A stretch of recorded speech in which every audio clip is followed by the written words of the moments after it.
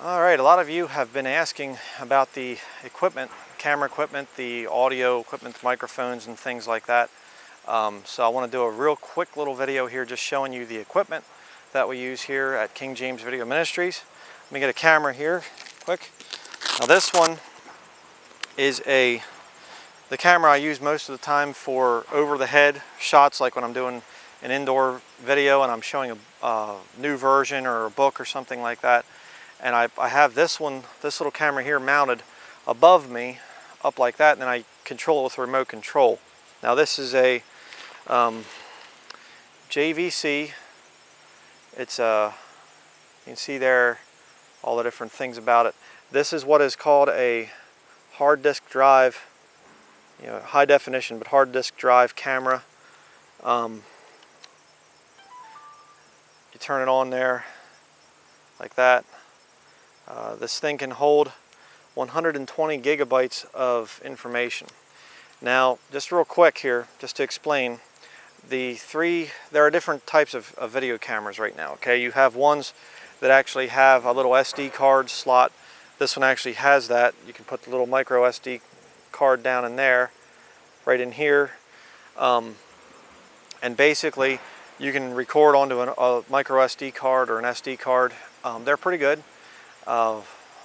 You're going to have very similar functions to this. The good thing about an SD card camera or an HD hard disk drive camera like this, there are no DVDs, micro DVDs, there are no little micro tapes, the little video tapes. And what that enables you to do is you can record, I think this one does about 24 hours of video.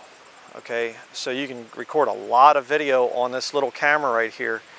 And the downside to it though is, I know people have commented on this, occasionally when the file gets to about 3 gigabytes or so, it'll start over and start a new file.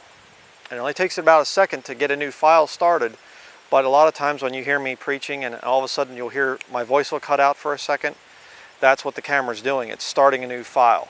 So that's the one downside to a hard disk drive camera. They can only do about 3 gigabytes before they have to stop and start over again. Because if you have a 60 gigabyte file size video, you're going to have all kinds of problems on your computer with it. It needs to be separated into small files. But then, like I said, the other two types that are there, I don't even know if the micro DVD ones are even sold that much anymore. I started out with one like that way back years and years ago. And you get this little miniature DVD and you put it in there. And there again, kind of a problem. It's hard to delete files and things, and then you burn it onto the little DVD, and then that's what you're stuck with basically. But you can get the little micro videotape thing too. That's good because you don't have that file break thing. But then you have the expense of having to buy new video little tapes all the time. So, good little camera here. I bought this thing a couple years back because my other little hard disk drive JVC camera was starting to die on me. That thing was only a 30 gigabyte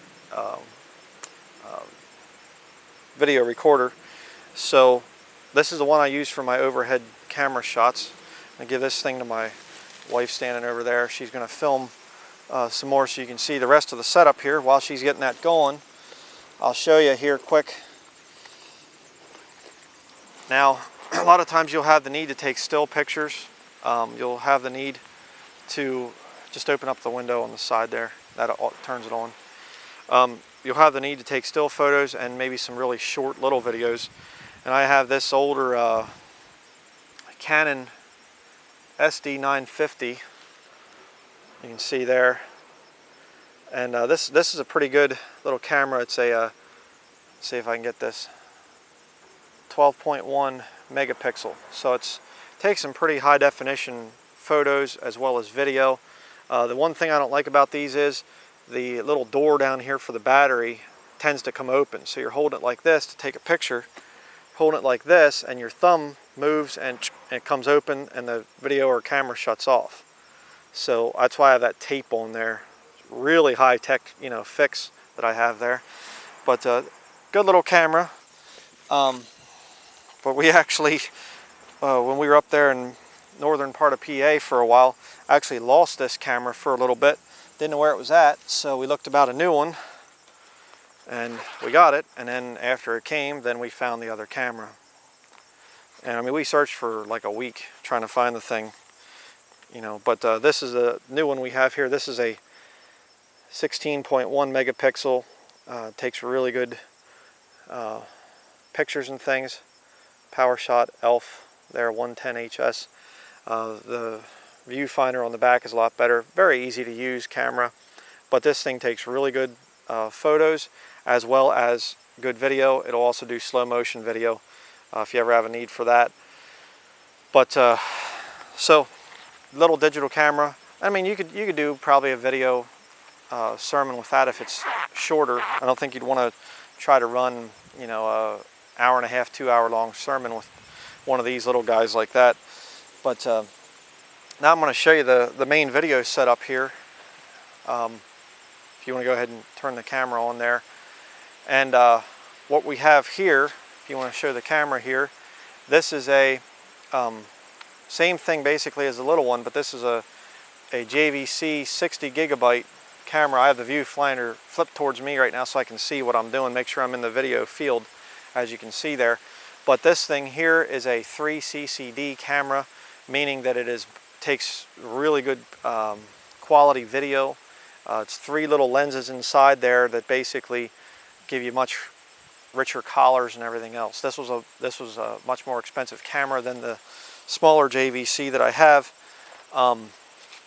And what you see here on top of it, right there, what you see on top of this is a microphone setup. You have this little microphone shoe down here, and then come around this side.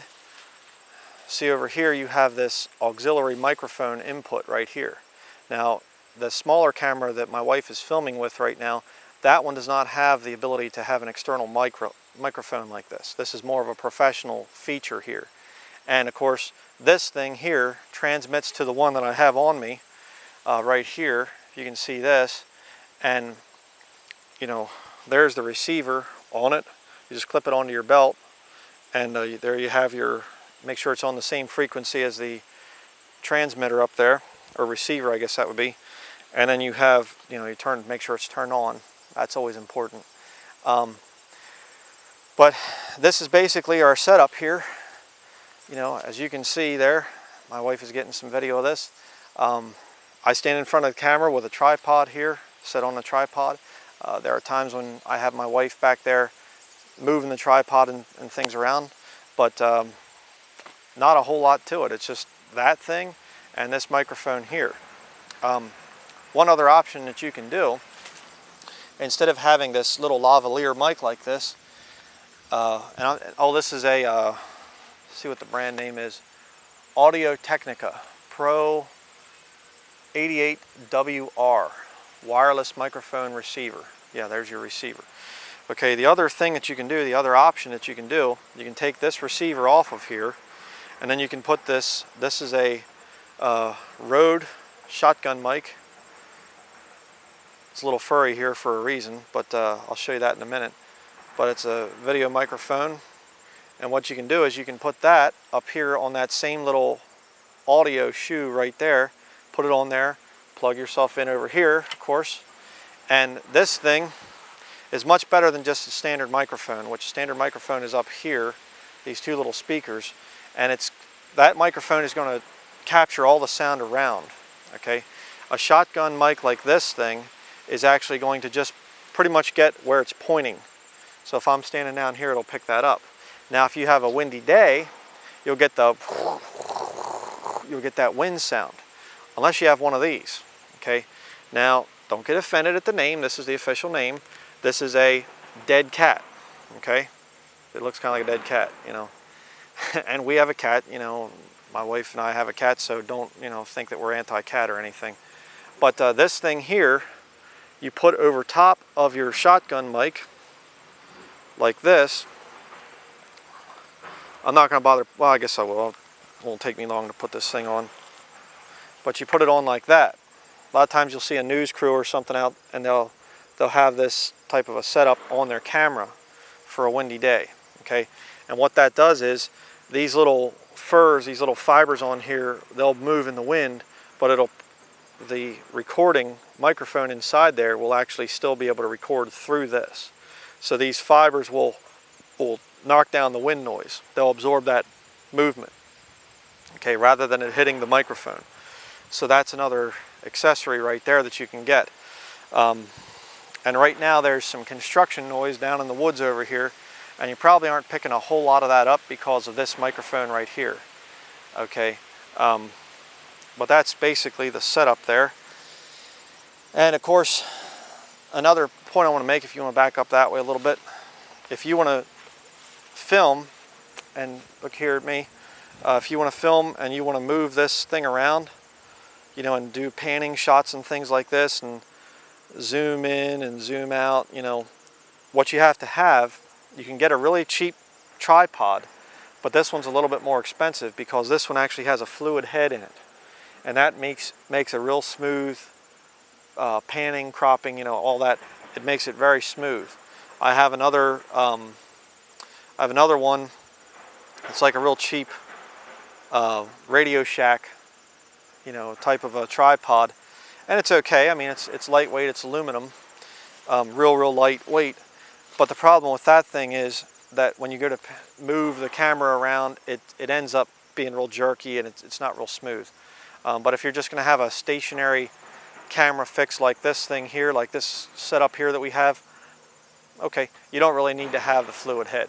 So just something to think about. That's basically what we do.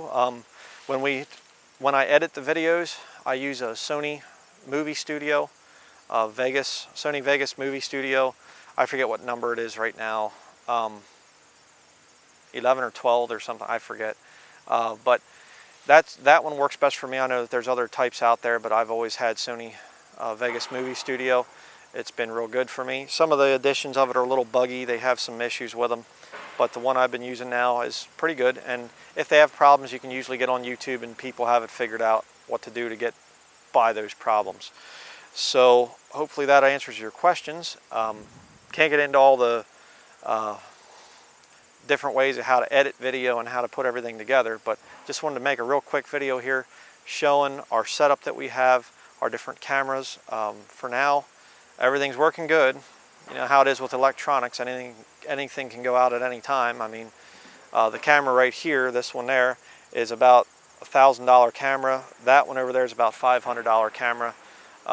We are like operating at very low cost here. I know most professional video people are shooting their video with cameras that start at $3,000 and go up from there. But the Lord's been real good, protecting the equipment and providing for us. So guess that's going to be it. I don't think I have anything else I need to cover. So that's it for this video.